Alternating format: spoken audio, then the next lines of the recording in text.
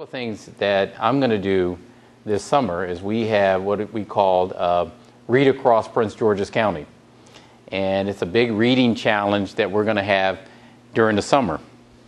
As someone who struggled with reading when I was a young boy, and the role that it played in my life, one of the things that we want to do with this Read Across Prince George's County is to inspire people to read books. One of the books that changed my life was this little book called Black Boy by Richard Wright. You guys seen that yet? It was a great book. But it was one of the things that made me want to get interested. When I read Black Boy and Richard Wright's life and the struggles that he had gone through, it was an inspiration to me, because at the same time, I was going through a lot of my own challenges. I had, as I said, struggled with reading. I had failed the first grade and the second grade, so I was 2 years older than people in my class. So if you know what it's like to be, and I grew up in the military, so it meant that I moved around from place to place to place. So can you imagine if you move to a new place and you're the oldest child in the class and you really can't get the lesson the way you want, and sometimes people make fun of you and you don't know how to deal with it. I had those struggles. I had those challenges. But I was lucky and I was very blessed that I had parents and teachers who took an interest in me and really tried to work with me and did work with me to help me learn, to be motivated.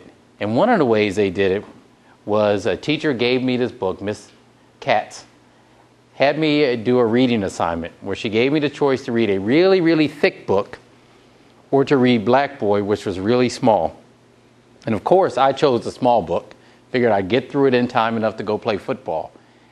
But once I read it and I started reading about Richard Wright's life, it was an inspiration to me that I wanted to change and do something different with my life. And so what we hope to do with Read Across Prince George's County is to have each and every one of our students in Prince George's County actually pick a book and be inspired by it. Doesn't matter what it is. If you learn how to read and write, as I tell my children, if you can read and write and do math, arithmetic, you will have a job anywhere. Those skills will take you through life, no matter what it is you want to do. But we hope to inspire. The other thing we had was we started a program called Be a King, King to a Kid for our mentoring program. Oh, for our mentoring program. Yes. Be a king, I think it's Be a King to a Kid. Be a king to a kid, not for a day, but for a year or something, or a month. And the reason we had that is around Martin Luther King's birthday, we decided we should do more than just have a day off or just talk about it, but actually do something to inspire young people.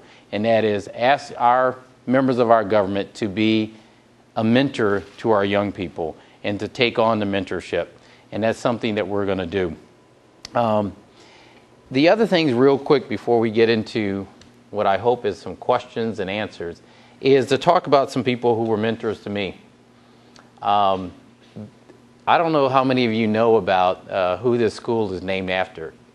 Judge Sylvania Woods. Do you know about him? Do you know who he is? Or was?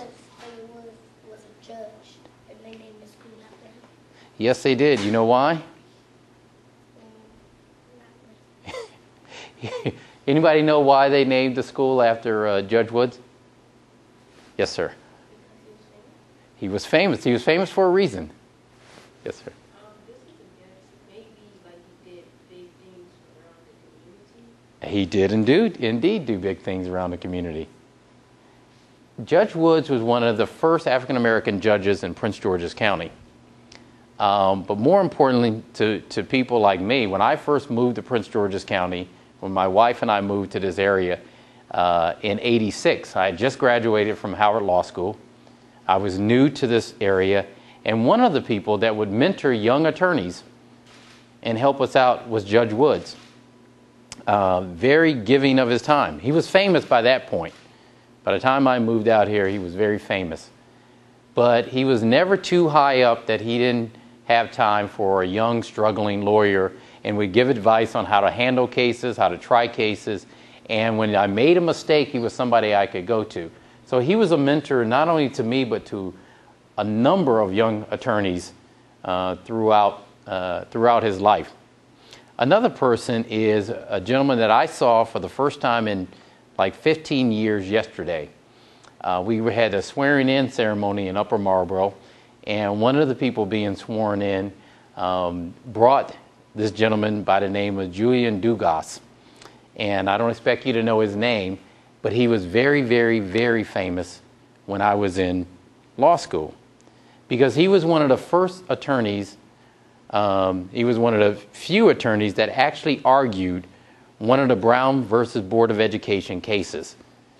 So the cases that actually outlawed discrimination throughout the United States, he actually went to the Supreme Court and argued, or to the lower courts and argued one of those cases. But for me, when I was in law school, he taught me trial advocacy, which means how to stand up and present yourself before a courtroom. And so he was a great mentor for me coming through law school. And to see him, he's 88, I think now, 88. And to watch him come into Upper Marlboro yesterday, he was in a wheelchair, but I was, just so taken aback. I felt like I was your age. I was young again. I was remembering, how much wisdom he had, how much he helped me, how many questions I had that he answered, and how he reminded me in law school that I could make it through, that I could be a lawyer, even though no one in my family had been an attorney. But to see this great man come up there and to actually have him come into my office and to let him know that all of the work and time and effort that he put into me didn't go to waste. And he was so happy to see that I'd actually, done something with my life. But he was a mentor. And so mentoring is important for a number of reasons. One, to show you what you can do, to show you the options that are out there. You don't get anywhere on your own. I wanted to go into politics, as I said, because my dad challenged me, but I wanted to change people's lives because, once again, at 17, I figured out how really, really, really blessed I was. And that was, I was given opportunities to fail and to have my mom and my dad and teachers pick me back up. Not say I'm never going to make it. They always encouraged me. Even when they had nothing to encourage me for, they did. And so I realized I was really, really blessed. And I didn't get that way because on my own. It was because of a lot of help. I didn't make it through law school on my own. My wife, who was my fiance at the time, was actually the person that helped me get through law school. She was the one that encouraged me when I, failed at running for county executive twice to run again. But the way you're successful, and I measure success by this, not by how much money you make or where you live or what car you drive, but are you doing something that makes you happy every day and does it make a difference in somebody else's lives? And so by that measure, I'm extremely successful. Now, when my children ask me for money, they don't really think so. But it is because I was willing, I had a dream, and it was a dream. It was a dream. I guarantee you, if you go back to ask any of my teachers in 5th grade whether, in fact, I would be county executive or mayor or anything, their answer would not have been yes. But it was a dream. It was a dream that I wanted to do, and I pursued, and I stuck with it, and I had a lot of help. And that allowed me to have this job and to be successful. And so can you, beyond that. You're going to be really successful because this is the first step. You're doing it right now, believe it or not. You may not realize it. You may not realize it, but you will. I guarantee you, 15, 20 years from now, you'll think back to sitting right here and the things that you've learned in this program, and you'll look at where you are in your life and you'll say, you know what, this is one of the things that helped me be successful. Another question? Yes, sir. How did you deal with peer pressure when you was in school? That is probably the best question. Will everybody hear the question? How did I deal with peer pressure in school? As I said, I grew up in the military, so I went to probably about 7 different elementary schools. I was older. I was not a good student. And the peer pressure comes in 2 folds, really. One, how you're treated by your classmates, and sometimes not well. And 2, people wanting you to do things that you shouldn't do.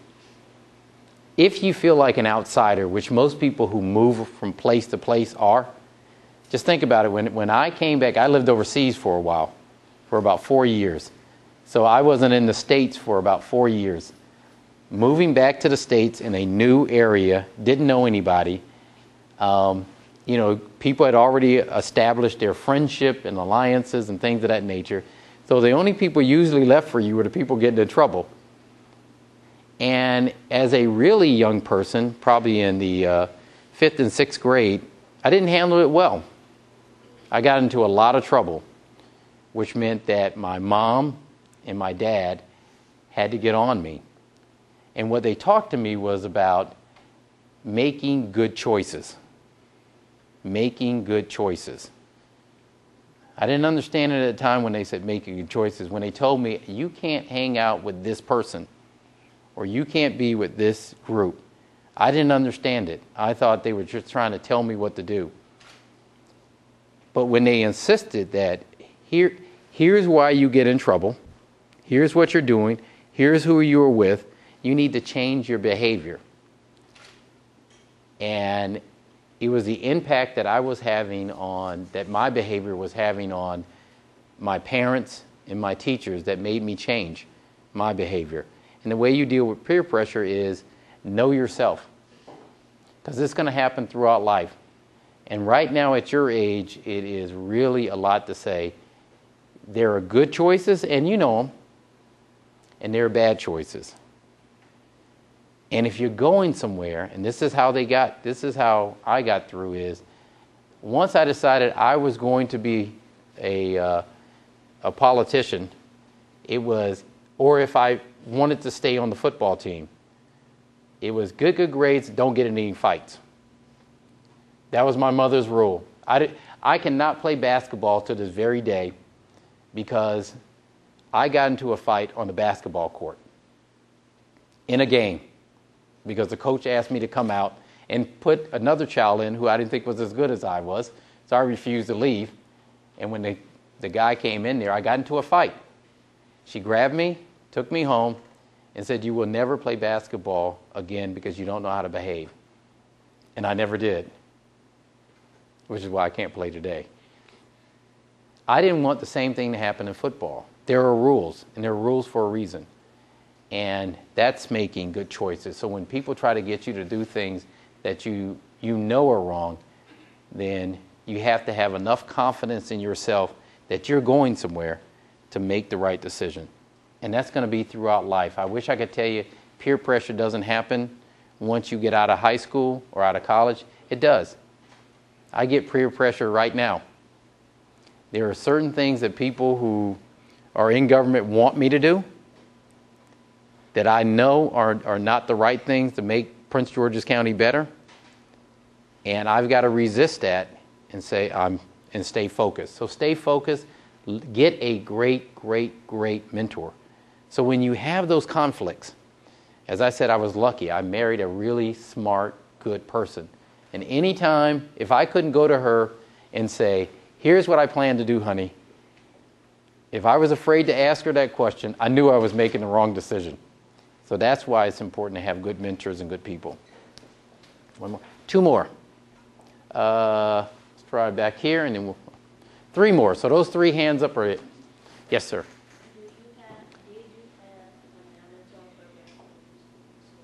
Did I have a what? Did you have a mentoring program? A mentoring program in school? Yes. It's interesting because, and they didn't call it that. It's funny. They didn't call it a mentoring program. But as I said, I grew up in the military. So I went to military bases around this country. When we went overseas, when we went to Okinawa, Japan to live, when we first got there, we did not live with Americans. we lived off base, or we call off base. We lived in a Japanese village.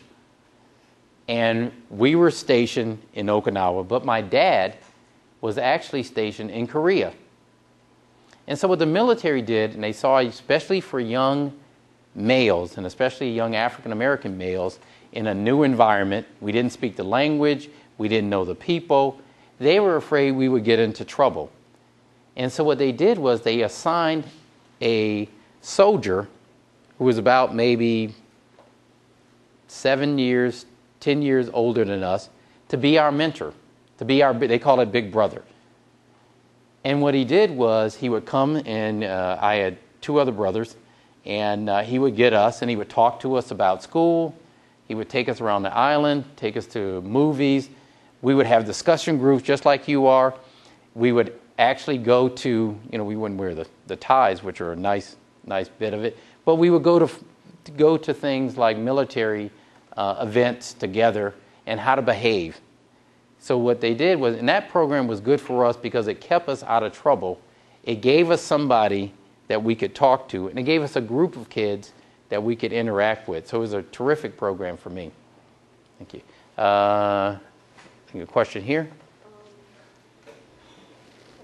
Is being a country executive hard? Yes, it is. Is being county executive hard? It is. It is. It's a harder job than I thought it was going to be. Do you want to know why? What's hard about it? Do you think it's a hard job? Yeah. Why do you think it's hard? Because you're overpowered with a lot of schools. You're overpowered a lot of places. It's because you're pulled in a lot of different directions. If you ask the wonderful officers who go with me every day what our schedule is like, we start really, really early in the morning, and we end late at night. And unlike the 90-day legislative session that I came out of, it doesn't end. You're on duty 24 hours a day. So if someone in a school is hurt, I hear about it. If your bus breaks down, I hear about it. If someone's injured in their home, I hear about it. So I have to worry about where we get money to build new schools, where we get money to make sure we keep great teachers and principals in your schools. How do we make sure the trash is picked up? So it's a very hard job, but it's a great job. At no moment from taking this job have I ever been sorry I ran for county executive. And there's no moment that I was, from taking this job, that I ever was sorry that I spent 8 years trying to get it. It allowed me to do the very things that I wanted to do and that can make a difference in people's lives. So a very hard job, very demanding job, but a very rewarding one. And going back to success, that's success. You get to do, John F. Kennedy used to have this quote, which I thought was great, and he defined success the way the Greeks did. And he said, long lines of excellence and full use of your power. What it means is that you get to do something that you like for a long period of time and you're good at it. That's a full use of every God-given talent that you have. And that was his definition of success. And it was the definition of the Greeks' success. And we had the last question was here. Did you ever get bullied in school? Yes, I did. Every school I went to, which is why I got in a lot of fights, I would be, as I said, the oldest kid there and the kid who was further behind in reading. So the first day I guarantee you, on every single school, whether it was elementary school, middle school, or high school, I got picked on. Now, usually in the early years, I responded very wrong, which was to fight.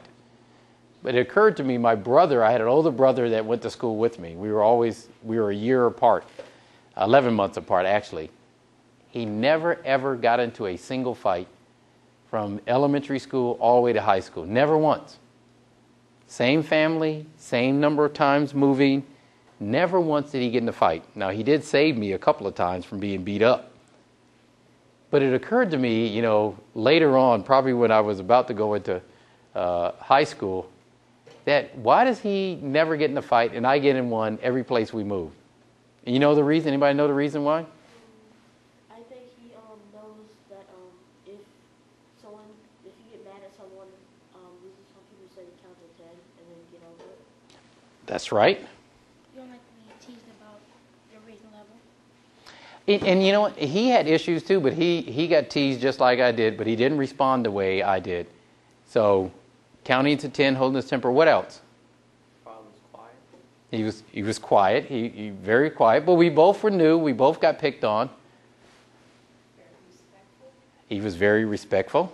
He didn't retaliate. He didn't retaliate. He did what this young man right here said. You know what? When peer pressure, that's peer pressure. When people pick on you like that, you make a good choice or you make a bad choice when somebody calls you a name.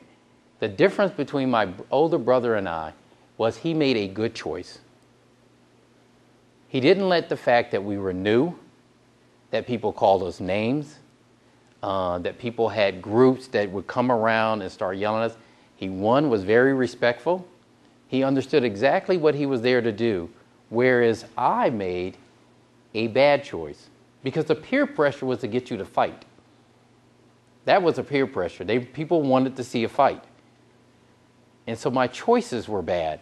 And it was later on, I said, well, and he would say that to me. He said, you're always in trouble. And the reason you're in trouble is you don't know how to make good choices. It's the same thing my parents did. But that's why, so he was a great mentor to me, my older brother, and still is, because he made great choices when we were growing up. And it helped me later on in life, especially going to college, to make great choices. With that, thank you very much. You guys are great. Give yourselves a round of applause.